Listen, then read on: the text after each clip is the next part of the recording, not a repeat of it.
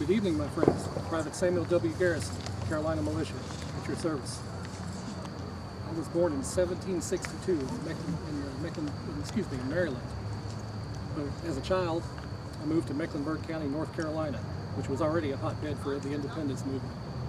In fact, it was such a hotbed that in 1775 we signed our own Declaration of Independence, more than a full year before the declaration that you now celebrate every 4th of July. So it probably won't surprise you that in 1779, at age 17, I enlisted in the Continental Army. It didn't take long to see action. The British had raided at Charlestown and taken a great many of our men prisoner. Our mission was to cut them off. I served under General Benjamin Lincoln with 1,200 other men.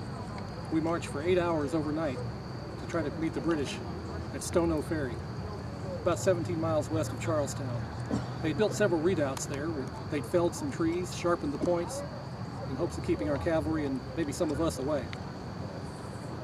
As you can imagine, after marching all night, we were all pretty tired by the time we got there. But we were on the left of the Continentals, and they engaged the enemy first. When we heard the roar of musketry and the cannons begin, we livened right up quite quickly. We advanced. We gave them as much as we could. Cannon fire, small arms. Twice we advanced. There were 900 troops in that redoubt opposing us. They were made up of Tories, Americans who felt still loyal to the crown, and Hessians, which were German mercenaries. We fought, and they fought, until there were only 11 of the Tories left standing. They broke, the Hessians broke, and we thought we'd carried the day. But the Hessians regrouped and drove us back. After several hours of fighting, we withdrew. We lost 150 patriots, killed or wounded, and about that same number missing.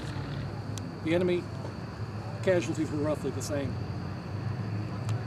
I've had much time since that battle, in this life and the next, to reflect upon it.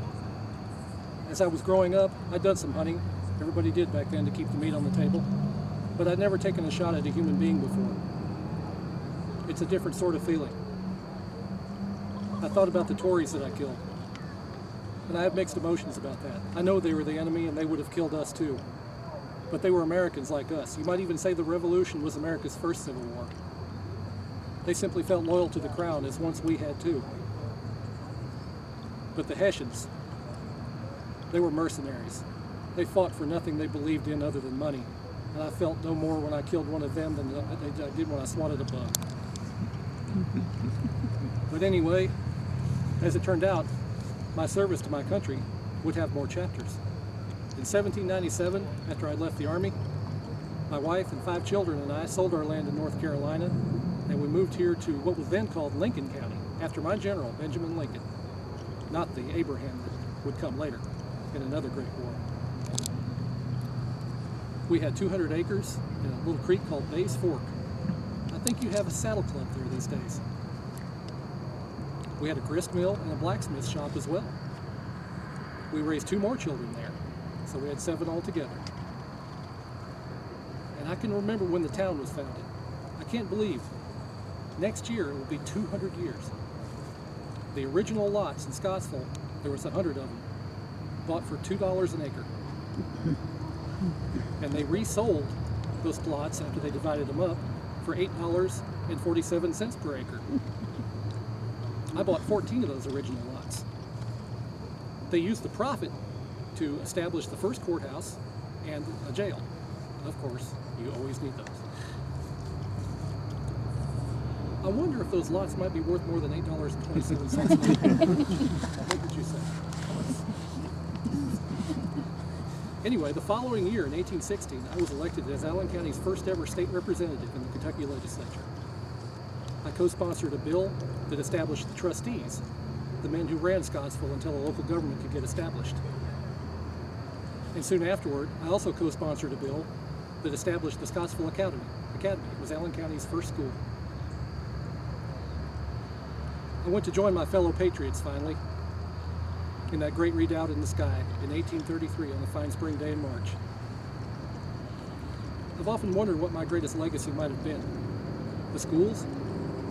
I like it. Even your sports teams are called the Patriots. My family, certainly.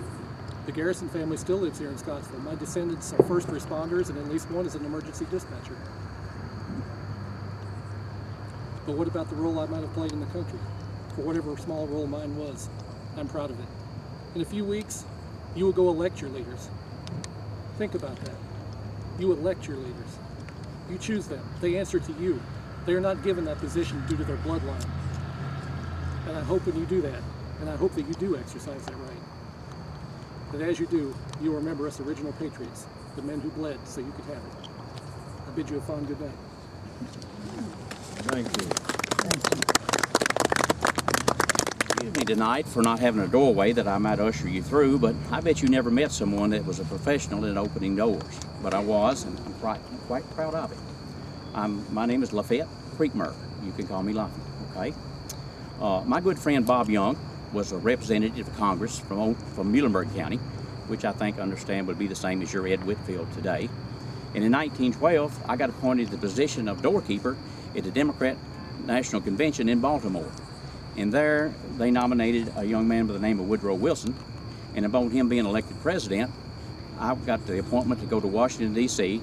to serve as the assistant doorkeeper to the House of Representatives for his 8-year term, which would have been, I guess, the 62nd through the 66th Congress. Not only being the assistant doorkeeper, I had a staff of 24 people that served under me that took care of different duties that the congressman would have for us to do. Now, it was a very historical time in Congress at that time. In 1914, they voted to send troops to Mexico for the Mexican Civil War. Again, in 1916, they voted to send troops to Mexico to fight the bandit Pancho Villa. In 1917, they voted to send Marines to the Dominican Republic to ensure the security of that country. And then, of course, in 1917, they voted to declare war on Germany, which was a great war of all wars, which had been going on previously for 3 years there in Europe. In 1921, they passed immigration restrictions that would help ensure the integrity of our nation. I'm sure you don't have that problem today. Now, I was born in Simpson County in 1849, and like many of the people you'll meet here tonight, my parents were not from Kentucky. They were not born in Kentucky. My dad was born in North Carolina, my mom in Virginia. I had 5 sisters and a brother. Dad had a good farm and was a good farmer. But at an early age, I took a job in the grist mill in the Butlersville community of Allen County. I understand the old grist mill and the foundation is still there. And there, while I worked there as a laboring, I met my wife-to-be, America Bayless, and we were married in 1870. We had 2 girls and a son, and our son George went to work here in Scottsville at the Spoke Mill. It was down on South 3rd Street, which I understand there was a Bryant's Lumber Company there at some time.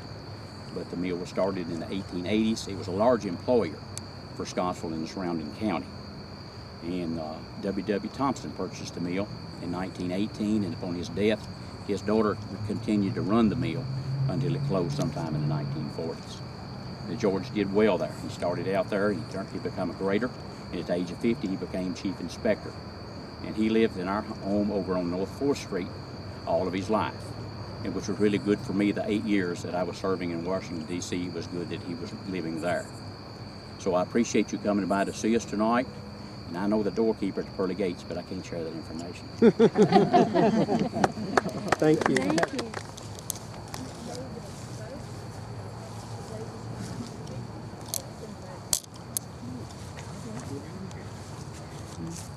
Good to see all of you. I'm James J. Barlow. I know y'all been hearing a lot about people tonight, but I want to talk to you about a house.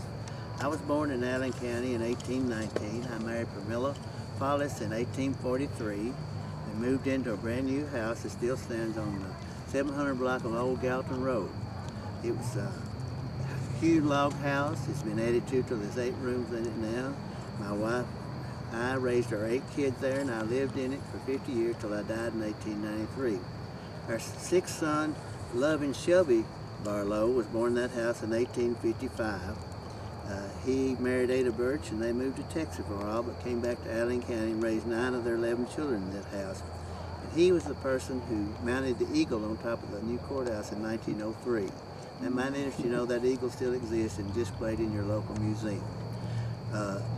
Two of his sons stayed in Allen County, and one was Loving Ravencraft Barlow. What a name. He did legally change that to Jack, and that's what people called him. And Jack and Bill moved in that house with their widowed mother. Bill, his wife was called Bill. Dickie Barlow now lives in that house. 171 years after it was built, Barlow's still living, and I'm right proud of that. There's more history to our home place. In 1913, the first oil well was drilled in Allen County. Pretty soon there was a lot of wells that were found in Chaladay, and there was a Wildcat well. That was a well name given to wells that were drilled by independent drillers. There was a large number of pumps pumping oil in the petroleum community and also in the SU. That's located on the Cemetery Road where L.C. Tabor now lives. The population during the oil boom in Allen County shot up to 16,000. There's only 4,000 more now, 100 years later. There's still more history to the old home place. Cartwright, Jimmy, Duncan, and Jack got into oil business. In 1918, they drilled a well close to my house. He came in a gusher. It was producing 150 to 200 barrels a day for about a year. At today's price of $90, that'd have been about $18,000 a day. Some interesting fact about a house. I hope y'all enjoy it. Thank you. Thank you.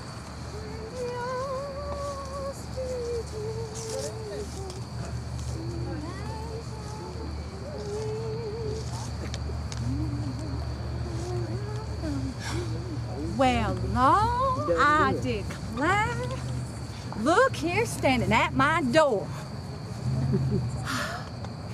Allie Elizabeth Dalton. Good to meet you. Why, thank you. Of course, I figure y'all probably already knew that y'all standing here at my house. And you are, sir. Franklin Foster. Well, Mr. Foster, it is mighty nice to meet you. Thank you. Thank you. Y'all come on in. I was just finishing up a batch of cookies and gonna have some tea. Y'all just in time. Oh, Foster. I don't believe I remember any Fosters, but to tell you the truth, I don't remember a whole lot of anything these days, so I wouldn't pay no mind to it if I was you. Well, I'm a Dalton now, but I was born Allie Elizabeth Mayhew in 1844. We lived out on a little farm in Allen County, and, well, it was pretty simple, just like everyone else had. But to a girl my age, it was pretty boring. That is, until I met my sweetheart, John Emery Dalton, when I was 19. You ever been in love, Mr. Foster? Absolutely, many times. Well, then you know, love is a strange thing. The only thing I can think of that will make you happy as an angel one minute and in the depths of despair broken to pieces the next. Except your children, maybe. Well, anyhow, I was all torn up in love. You know how it is, Mr. Foster. Everything else fell away. I was planning my wedding with John Emery and practically the rest of our lives. Nothing else mattered as far as I was concerned. Of course, there was a few others that had some different ideas, and it seems like the Civil War didn't take much concern in the matters of the heart. Well, anyway, John Emery, of course, he returned my affections, but he understood how important the war was and what it would mean for all of us if we won. So, naturally, I was broken-hearted and devastated when he joined the Union Army, but couldn't help but feel just a little bit of pride and respect that the man I loved was so honorable and decent. Anyway, I just knew he was going to propose before he left, but there I stood watching him leave on that old raggedy horse of his. You know, it's funny how you remember certain things. Like I tried to memorize exactly how he was that day. How his hair hung just below his eye a certain way, or how he held that right arm just so, or how he sat tall and strong on that old horse of his. Afraid that'd be the last time I'd ever seen him. He was in the 52nd Kentucky Mounted Infantry Regiment. It was formed to defend against the Confederate guerrillas that were raiding and looting and killing in southern Kentucky. Oh, I knew how important it was what he was doing, but You see, that just didn't matter much to a young girl's breaking heart. Turns out, though, that John Emery was feeling pretty bad about not proposing himself. And you know what he did? I tell you what. As important as what he was doing was, and how strongly he felt about being a soldier, he marched right to his commanding officer and petitioned for a furlough so he could come home to me. Come right home to me? Well, my goodness, his life was the one at risk. People dying around him every day, and his could have just as easily been next. And he was worried about me. So, you can imagine my answer when he came running back home, knocking on my door, getting down on one knee, begging me to marry him immediately. To be his, he said. To be his. So off we went into Scottsville to get us a marriage license and a preacher. Well, anyone's ever told you that love isn't enough is right. Because without $2.50, one can't get a marriage license, and they ain't all the love in the world's not gonna buy one. That crazy fool John Emery, I tell you what, he done lost his mind. He came running down here so crazy, like a chicken with his head cut off. He come down here, forgot to get any money in the bank. He didn't have a penny in his pocket. Oh, I tell you. But I want you to know, that man went to everybody he knew until he found a friend that gave him the money. That was my John Emery. So it was that we were married on December 6, 1863. Reverend Z.C. Alexander, one of the Methodist preachers, performed the ceremony. Oh, I wish you could have seen it. It was a beautiful day. A beautiful life ahead. You know, John always used to tease me about marrying a penniless man. So when he left for the second time to go back and fulfill his duties in the army, I was afraid, mind you, that I somehow knew that my love would bring him back just like it had before. So when the war was over, with John Emery back on my side, we decided that we'd move to Warren County. We farmed out there, worked that farm for about 5 years before moving back to Allen County. We got farm here and farmed for a little while, but I don't know, it just didn't feel right. There just wasn't much to do all the way out there, and I was just worried about the opportunities for our children. So, anyway, okay, no, just a minute. What here? What is wrong with me? Here it is, right here. Oh, y'all just gonna love this. Look at this. These are my girls right here. Get by the light so you can see them. Well, this is 8 of them anyway. Yes, we were in love. And busy. Yes, aren't they treasures? Lot of memories tied up in these girls. I tell you what, a lot of memories. Anyhow, we sold that old starvation farm, as I like to call it, out on Rough Creek. Bought us a lot on Market Street right here in town. And I swear, y'all, it was just like we built the house and got a brand new life to go along with it. Well, John Emery was elected sheriff in 1898 and then turned right around in 1904 and was elected state representative. Well, everything was just going this way and that way and up and down all around. We didn't know which way was what.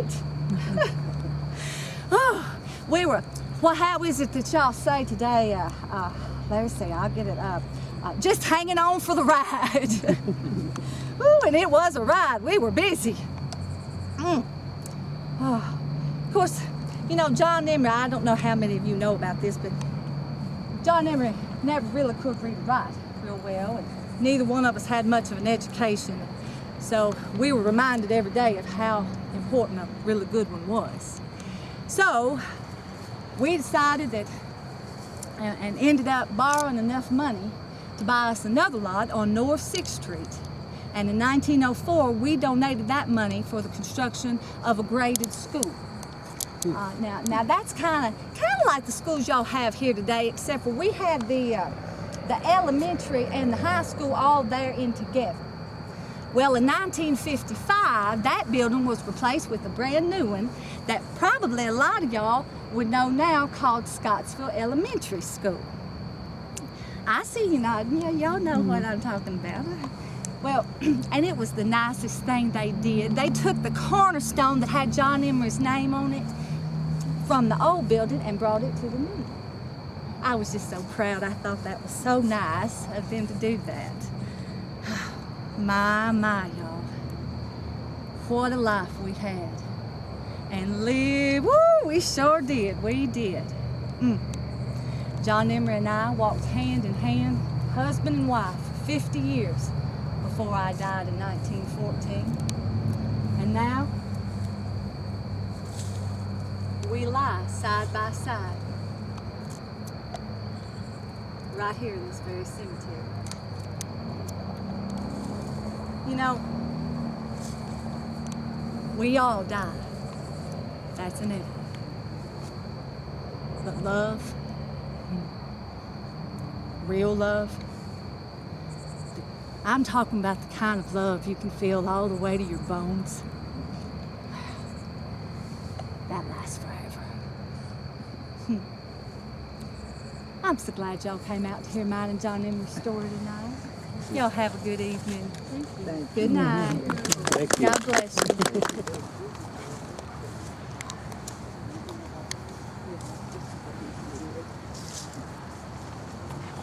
Good evening, everybody. Good evening. How are you guys? We're well. Good. Hey, you know, you look really familiar. I don't know. Did you have an appointment with me? I don't think so. You don't think so? I think somebody here I think does. You know, let me check my appointment book really quick, and we're gonna find out.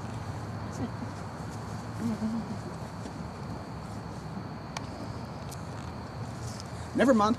I seem to have lost my appointment book. But you know what? Back in my day, we didn't need an appointment book. If one of our patients became ill, we went to go see them. Whether it be on horseback or in a horse-drawn carriage down an old dirt road, we still went to go see them. Can you imagine that nowadays? Doctors going to see their patients? I couldn't either. Now, let's see here. I was born on October 21st, 1831. So let's think for a second. Good Lord, that makes me 183 years old.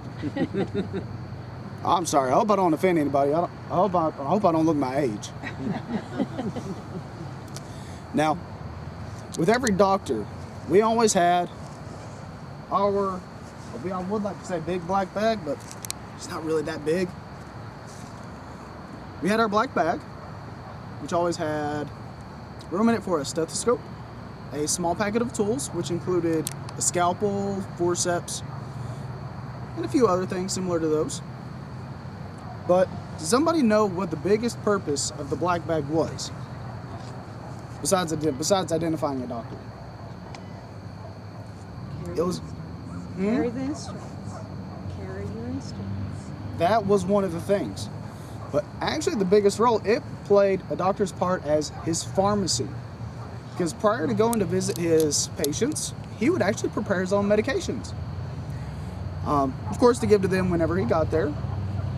Now, a few things you all use in your kitchen nowadays were actually used to flavor medicines. Does anybody know what those things are? Or can name 1, 2, 5, a dozen? Peppermints. Mm-hmm. Peppermint, you had allspice, cinnamon, cloves, rosemary, And one of my least favorites, I don't know how y'all feel, but I really don't want a black pepper flavored cough syrup right now, because that just doesn't sound appetizing to me. Well, my father's name was Lewis Shepard. He was originally from North Carolina, and he actually moved to Bedford County, Tennessee. I believe that's over in the Shelbyville area now. Yeah, Shelbyville.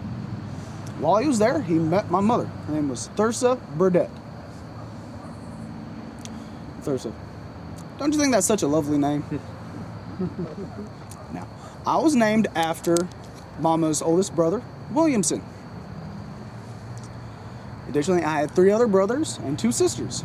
We were all raised and reared in the Bedford County area.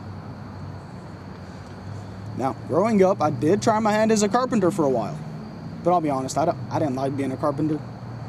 So I decided to become a physician. And I moved up here to Scottsville. I'm sorry, while I was here, I did marry one of your younger women here. Her name was Mary Ann Mulligan. Her father's name was James Crawford Mulligan.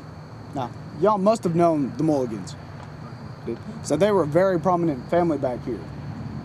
I believe they lived just a couple blocks west of Main Street in the house that Dr. Foster lives in now. Right. Now, we had one son. His name was James Richard Crawford. And I guess you could say the mantle fell from father to son, because he decided to become a physician also.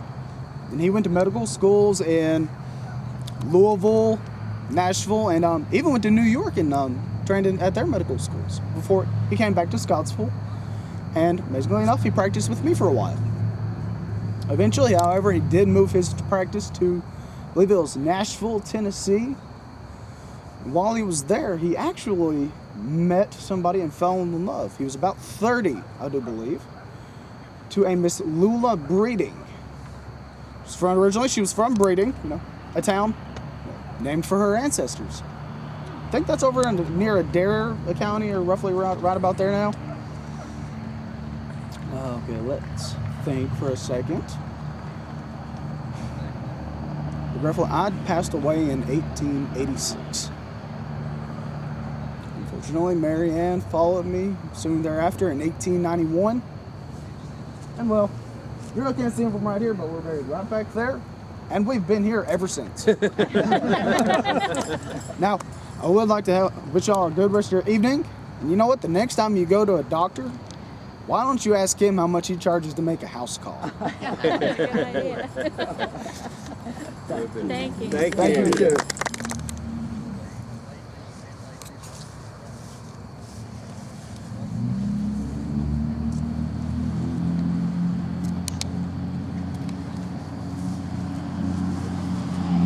Good evening, my name is James Sears. For most of my life, James was the only name I had. Slave owners didn't allow us to have family names. I was the property of Henry Sears. He also owned 200 acres out in Gainesville. Neither of my parents were among his 7 slaves. The Emancipation Proclamation of 1863 didn't apply to slave states in the Union. Kentucky was one of them, so we slaves were not freed. That was disappointing. But in July of 1864, Mr. Lincoln authorized the Army to enlist slave volunteers. 8 Army recruitment centers were set up in Bowling Green.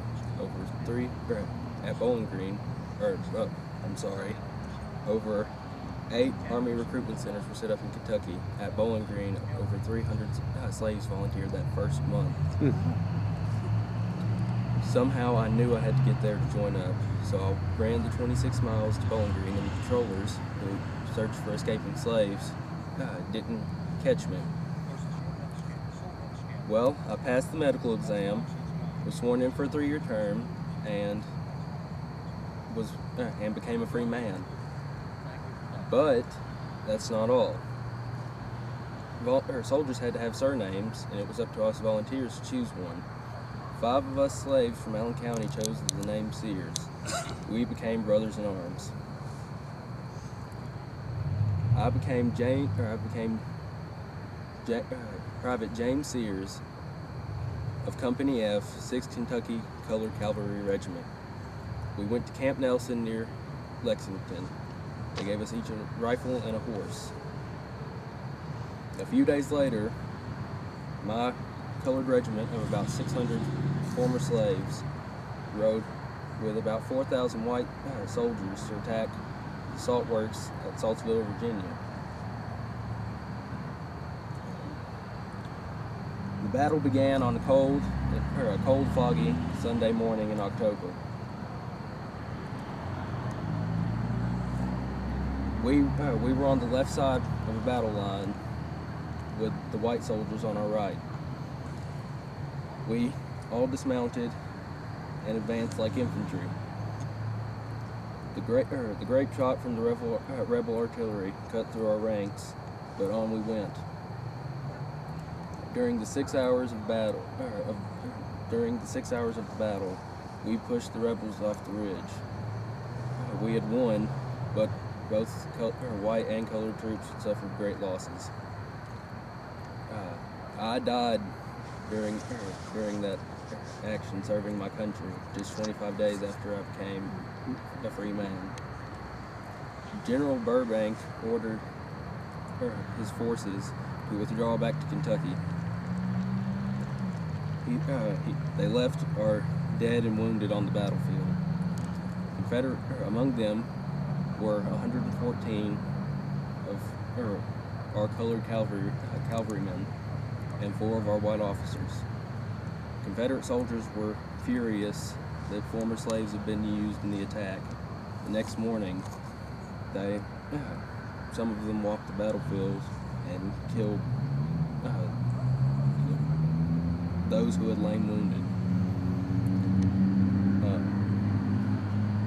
The war ended that next spring. Over half of Kentucky's eligible slaves had volunteered. Over 23,000.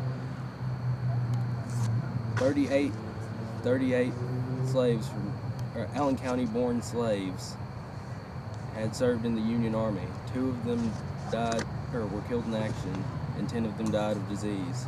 I was proud of them, and I hope you are too. Tell someone about us. Good job. Very good. I didn't know all that.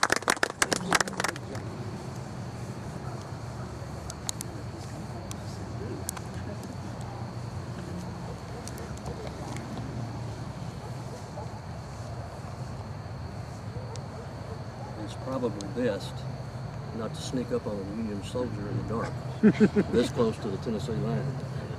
But I can see you're all friendly. Welcome, and thanks for taking our tour. My name is John Wesley Huntsman. If I were alive today, I would be 172 years old.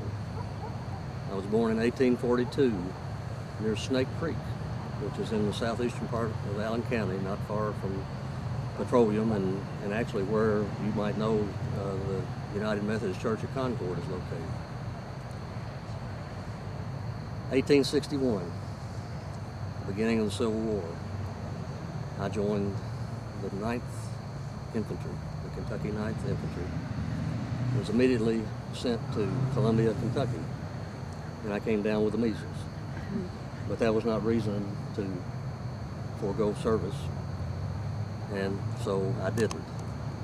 1862 rolled around, and our unit fought some of the battles that I'm sure you all have heard of. Shiloh, Western Tennessee, names like came out of that battle like Bloody Pond, Sunken Road, Hornet's Nest. From there we crossed over into Mississippi and fought at Corinth. Then we marched all the way back to Kentucky in October of 1862 and fought at Perryville. Then came Stones River, Murfreesboro, Tennessee, January 2nd, 1863. I was wounded twice that day, once through my left hand, once through my thigh. But I was lucky. 18 Allen County residents in my regiment alone died that day, and I was sent home to recover. I rejoined the 9th at Chattanooga, was wounded again at Missionary Ridge. And y'all will have to excuse me, I have to move a little bit every now and then in pace because of the rheumatism that was beginning to develop. My worst wound, however, came at Chickamauga in northeast Georgia. I was crawling across a road to get some water, and a rebel sharpshooter shot me through the back and the kidney. I spent several months in the hospital recovering from that wound. But again, I came back and joined the 9th Kentucky again. This time, because of my wounds and because I was immune to measles now, I was assigned as a nurse in a field hospital. I was mustered out in December of 1864, just about 4 months before General Lee surrendered to General Grant at Appomattox Courthouse in Virginia. About a year later, I married Annie Elizabeth Anderson, and we farmed for a while. And in 1869, we moved into Scottsville, and I started a blacksmith business with a man named Warren Martin. I served 8 years as Allen County jailer, and as a result of that, Governor Bradley appointed me deputy warden at the Frankfort State Penitentiary. After that, I returned to Scottsville, back to blacksmithing, but again, I took time off to serve as jailer, as sheriff, and one term as postmaster. Betty and I had 11 children, including 2 sets of twins. But 5 of our children died before they reached adulthood, which was not unusual in that day. I spent the last 15 years of my 76 years confined to bed with rheumatism. But not everything was gloom and doom. I can remember one story that an outfit called Skaggs Family Circus came to Scottsville with a big brass band and lots of circus animals, but they got stranded here because of financial difficulties. Well, some of Scottsville's finest young men, including 2 of my sons, Arthur and Bishop later became a state senator. Perhaps these guys were fortified with a little bit of whiskey, but they decided they would help the circus out and just kind of took the show over. They set up a bunch of tables outside the tents and started doing handsprings and flips up and down the tables. They stole some of the brass band's instruments and even made off with some of the animals. In fact, they were on the way to my house, which stood on East Main Street about where the Edmonton State Bank is now. They were coming to my house with an elephant and a monkey to show me outside my bedroom window. Well, the town marshal intervened, and the animals were returned to the circus, and restitution was made for the instruments. And as a result of those antics, the attendance at the circus increased, and it solved their financial problems, and they were able to move on. So I guess all ended well, except for one thing. I never did get to see the elephant. Now, before you leave, I've told you a lot about me and my family, but I just want to give you a couple of trivial things about Civil War weaponry. This musket is a reproduction, but can anybody tell me why the leather is placed in that particular part of the barrel? The reason is because repeated firing of these things got the barrel so hot that they couldn't hold on to it, so they made this so that they could wrap their fingers around without touching the metal of the barrel to fire the gun. The sword is original. John Wesley's brother, Daniel, who also served with the 9th and also the 52nd, carried this sword, and it's been passed down through the family. The blade is French-made, as many of the swords were during the Civil War. The handle is covered with shark skin. Anybody tell me why shark skin? In battle, if the grip became wet with sweat, rain, blood, if you ever felt a shark skin, it's like sandpaper. And so the shark skin handle, which most of it is worn off now, was used on the grips so that the soldier could hold on to the sword better. And this is an infantry sword, a cavalry sword, because a cavalry person fought on horseback was a lot longer. But the infantry sword was this length. So now you know 2 things about Civil War weaponry. Thank you for coming. Enjoy the rest of the tour. Thank you. Thank you. Thank you.